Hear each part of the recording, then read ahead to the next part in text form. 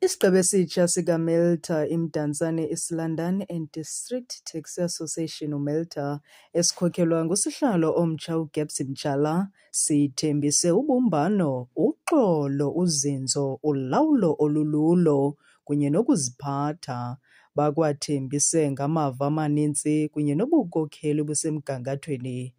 Oku kuthethwe kwindibano yonyulo ngokusesikweni kaMelta ebibanjelwe Orient Theatre eMonti.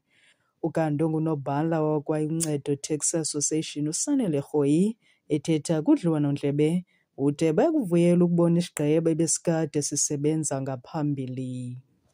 Isibangela uba sibe nochulumano ukubona abantu baseMonti e-East London bebuyela kwaba bantu bebasebenzisa kule minyaka igqithileyo. Ithetha ukuthi banethemba lokuba kukhona apho babakhokelela khona ekwakheni uncedo.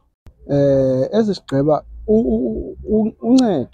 uncedo ufanele uqala abe ne-gathering apho bazawukwenza khona ii-resolutions regarding le nto i-high club. Then from there implement what we have resolved to do with the engagement of the government, because we are not alone kule industry. We are working with the government jointly. So we need to engage with the government. Then we take it from there. Ever since saqala i-negotiations ze-peace, sinento ethi i-normalizing the industry, because i-corona crisis biphakathi koncedo yedwa.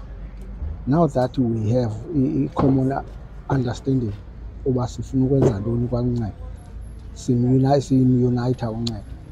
Now ikhona inzozo, ikhona istability ephondweni, and siyathembisa uba sawuhlala ikhona istability.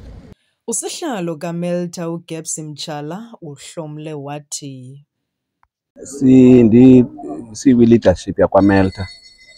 Okokuqala sichulumancile iprocess ehanjiweyo namhlanje kwinto yolonyulo lwalapha kwaMelta. UMelta ke ngumbutho omkhulu okanye mandithi yenye yemibutho emikhulu apha e-Eastern Cape. So siye salandela ke zonke ke izigaba ezilandelwayo kwinto edibene nolonyulo, kwi-constitution karhulumente ebizwa uba si-standard constitution kaUncedo plus ne-constitution yethu ye-association singuMelta. Zonke zithetha into enye ngeprocess ekufuneka zibe kanti ilandela. Siye sathi nca ke kuloo mgaqo siseko yanguwo ke usibeka kule ndawo.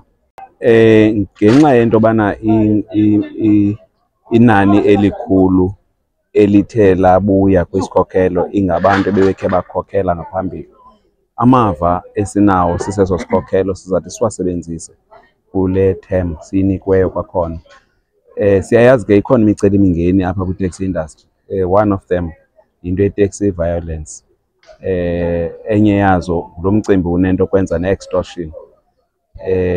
So zizinto ke ngoku ezifuneka sithi sijamelene nazo, and kuyabonakala into yobana lo mcimbi we-extortion mninzi apha kwi-taxi industry, okanye abantu bethu okanye amalungu ethu esiyi-taxi industry anenxaxheba enkulu ayidlalayo kule nto edibene ne-extortion nalonke nje ulwaphulo-mthetho oluqhubayo kwilizwe nje ngokubanzi.